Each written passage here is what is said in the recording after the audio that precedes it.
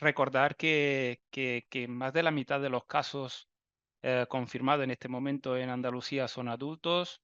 Importante la sospecha diagnóstica en los niños, pero también en los adultos que proceden de países con alta transmisión en este momento o de determinados contextos, como del ámbito, por ejemplo, de temporeros agrícolas, y también que un 45% ingresa en los hospitales, por lo que en este contexto es importante conocer las medidas de protección que se tienen que implementar y también aquellas medidas de aislamiento de los pacientes.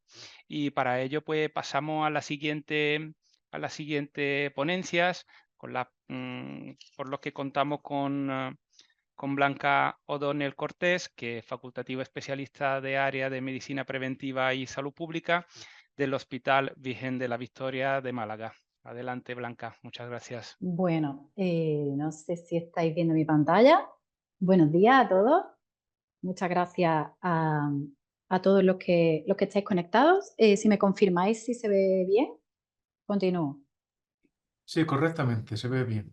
Perfecto, pues yo lo tengo bastante fácil lo que voy a decir porque todos mis compañeros han hecho unas grandes presentaciones y bueno, y han puesto el foco en lo que sabemos que es la cadena epidemiológica del sarampión. Yo solo quiero empezar mi presentación sobre casos sospechosos y las medidas que podemos poner recordando que es altamente contagioso y que el reservorio es exclusivamente humano. Por lo tanto, tenemos herramientas a nuestra disposición que son muy accesibles, que las conocemos de sobra para poder parar esta cadena transmisora. Lo que también me gustaría tener en cuenta, y a riesgo de ser un poco pesadita en mi presentación, lo siento, es que el tiempo en el sarampión es muy importante y el tiempo muchas veces va en nuestra contra. Entonces, bueno, vamos a darle la vuelta un poco a eso, vamos a aprendernos o a recordar los tiempos que tenemos disponibles y a centrarnos sobre todo en lo que ha dicho Irene, ¿no? Y le cojo el testigo en este sentido, en que en cuanto un caso sospechoso bueno, venimos a ser conocedores de que hay un caso sospechoso en nuestro centro de salud, en nuestro hospital, lo primero que debemos hacer es recomendar la toma de muestras, ¿no? Porque si no tenemos muestras no vamos a tener mucha disponibilidad de hacer todos los estudios que ha comentado Irene. La investigación epidemiológica en cualquier caso, sobre todo en los casos sospechosos, tiene que iniciarse antes de las 48 horas. Y esto es especialmente importante. Y luego nos centraremos en cuál puede ser el periodo infectivo de cara a poner esas medidas esas barreras en la transmisión de esta infección, ¿no? A partir desde 4 días antes del inicio del exantema hasta 4 días después, el paciente o el caso sospechoso es contagioso, con lo cual tenemos que tener a disposición las herramientas que todos conocemos y que nos van a servir para cortar esa transmisión. Y por lo tanto, ante cualquier caso sospechoso en el entorno sanitario, debemos tener en mente que debemos hacer varias cosas con el paciente, con el caso que acude. Primero, tenemos que tener en cuenta que trabajar en entornos sanitarios es trabajar en un entorno que ya se ha documentado y que ya conocemos que es de riesgo para aumentar la transmisión de este virus, pero no solo para la adquisición de todo el personal que trabaja en el entorno sanitario, sino que el riesgo se ha documentado en salas de espera, el riesgo se ha documentado en servicios de atención de urgencia, en hospitalización, con lo cual trabajamos en un entorno vulnerable, como ha dicho Virtudes antes.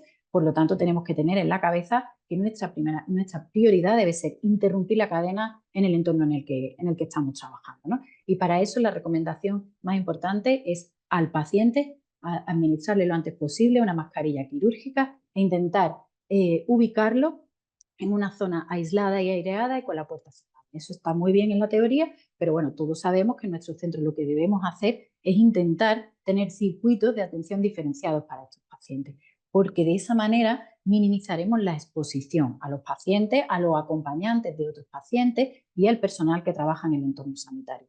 Hay que darle al paciente esa mascarilla quirúrgica y hay que respetar lo que ya se ha comentado, que existe la posibilidad de que haya transmisión del virus del sarampión hasta incluso 2 horas después de que un caso de sarampión haya pasado por un espacio, ¿no? Con lo cual, si vamos a utilizar un espacio que luego va a ser una consulta de pacientes que no tengan estos síntomas, tenemos que respetar esas 2 horas entre un paciente que puede ser una sospecha y un paciente que no lo es, ¿no?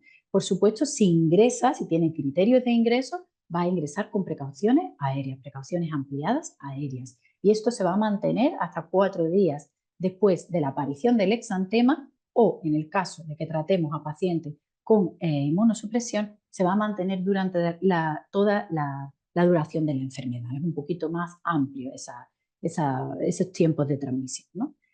¿Y qué vamos a hacer? ¿O qué precauciones vamos a poner? Por supuesto, siempre vamos a poner las estándar porque esas son las universales, las que debemos siempre utilizar. Higiene de manos, higiene de la tos. Y eso lo vamos a tener que poner ante cualquier paciente, con lo cual lo único que añadiremos serán precauciones ampliadas aéreas. Y eso tenemos que tenerlo en mente todo el personal que trabaja en el entorno sanitario, no solo el personal médico y de enfermería, ITKE, sino el personal de limpieza, los trasladadores y todas aquellas personas que se ponen en contacto o que están en ese circuito de atención a casos sospechosos, ¿no? Porque tenemos que ser muy conscientes de que tenemos un papel amplificador o de difusión de este virus, y eso hace que tengamos que aplicar el uso de mascarilla FFP2 para la atención a estos pacientes.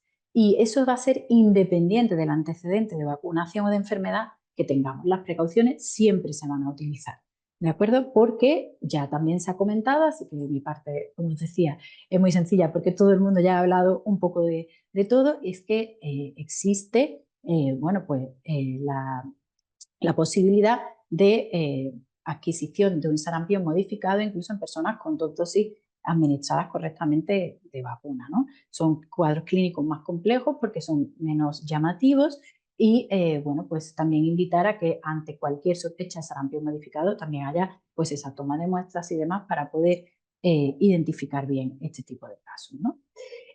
Como os decía, si todas estas medidas ante los casos o precauciones ampliadas y precauciones estándar fallan y aún así tenemos, o bien por los tiempos, ¿no?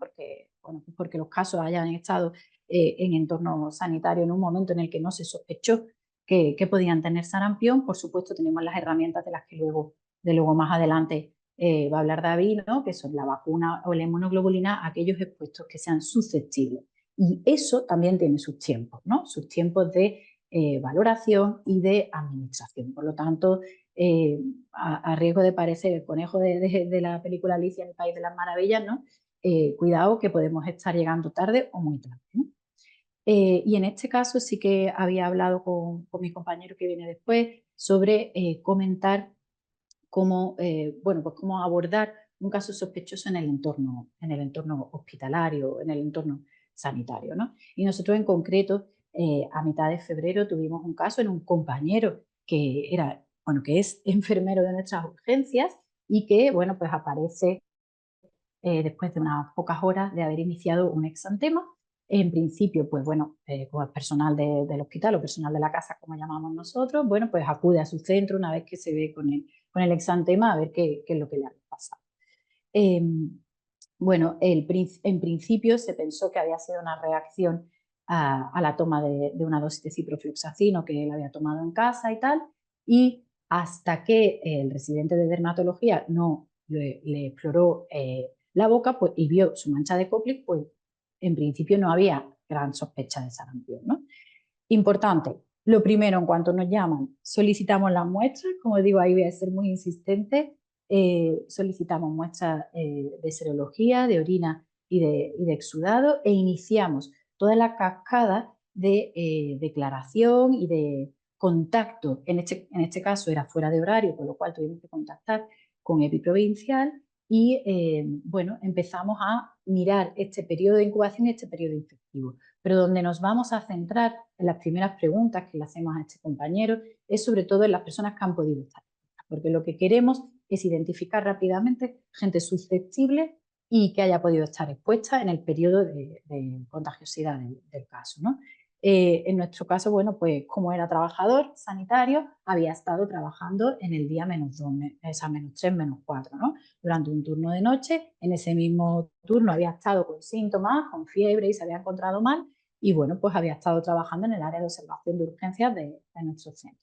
Nos centramos en los convivientes, por supuesto, en su vida social, en esos -4 días y como lo estábamos viendo en el primer día post-exposición, aquí ya habíamos puesto las medidas, habíamos puesto su mascarilla quirúrgica, como podéis ver, lo habíamos puesto en una zona aislada, con puertas cerradas, habíamos hablado habíamos puesto sus precauciones con todos los compañeros que estaban atendiendo, ¿no? Lo importante era ya que había estado trabajando en periodo de contagiosidad, pues determinar quiénes eran los trabajadores que habían estado con él en ese turno, los pacientes también, porque claro, trabajan atendiendo pacientes, con lo cual los pacientes también eran bueno, pues contactos o personas posiblemente expuestas, y esto en coordinación con EPI provincial, porque el número de contactos era, pues os podéis imaginar, que muy amplio, ¿no?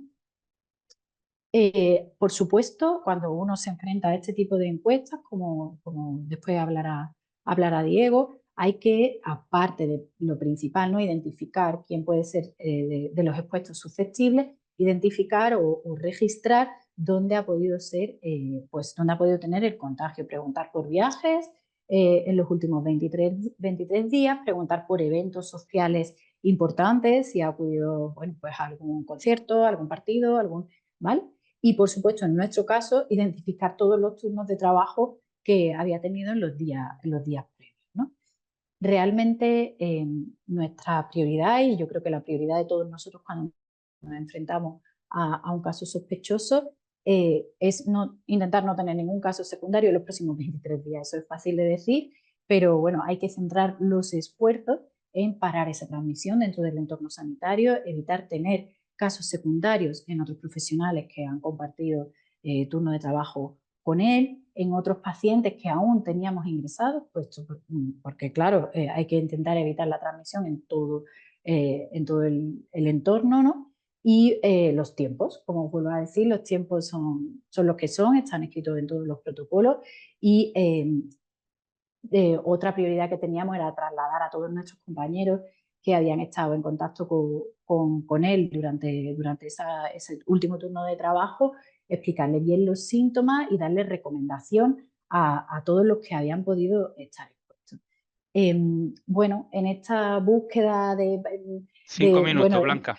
gracias. En este intento de parar la transmisión, es verdad que tuvimos ciertas dificultades, bueno, pues porque la sospecha clínica fue tardía, aunque el compañero llevaba su mascarilla quirúrgica desde que puso un pie en el hospital. Nos sirvió para revisar nuestro circuito de atención de urgencias, que pensábamos que lo teníamos establecido, y aún así tuvimos que reforzar bastante. Tuvimos dificultades porque no teníamos acceso a todas las cirugías. Hablamos de un día fuera de horario, un viernes por la tarde. Pero la dificultad también era no solo los listados de pacientes expuestos a este compañero que había estado trabajando, sino también saber quién estaba trabajando en cada momento. Es también bastante complejo cuando no está, bueno, pues cuando no es un horario de lunes a viernes de 8 a 3, ¿no? Pero también tuvimos muchos puntos positivos durante ese fin de semana que se trasladó toda la investigación del caso. Por supuesto, el trabajo en equipo, que gracias a eso, pues, entre medicina preventiva, todos los compañeros que estuvieron trabajando, la gente de EPI provincial, la gente de urgencia, todos aquellos que estuvieron física y virtualmente apoyando todas las decisiones que tomábamos, pues bueno, pues también fue un punto a tener en cuenta. La posibilidad de tener instrucciones disponibles para saber qué hacer en cada momento, la buena disposición de la dirección y de todos los profesionales que necesitamos, el inicio de la colaboración con Vigilancia de la Salud para empezar, bueno, pues a poner barreras a esta transmisión, y algunas otras herramientas que hemos podido tener disponibles, como visualización más amplia de las serologías, ¿no? Lo que sí que quiero recordaros es que en un entorno sanitario, cuando los profesionales del entorno sanitario tenemos contacto con un caso sospechoso o confirmado, siempre hay que aprovechar el momento para reforzar la vacunación de todos los profesionales que son susceptibles, explicar síntomas y cómo se vigilan y que se excluyan del entorno laboral y avisen, y a aquellos que han estado expuestos a un caso confirmado que utilicen mascarilla quirúrgica en los próximos 23 días por el hecho de que existe el sarampión modificado, ¿no?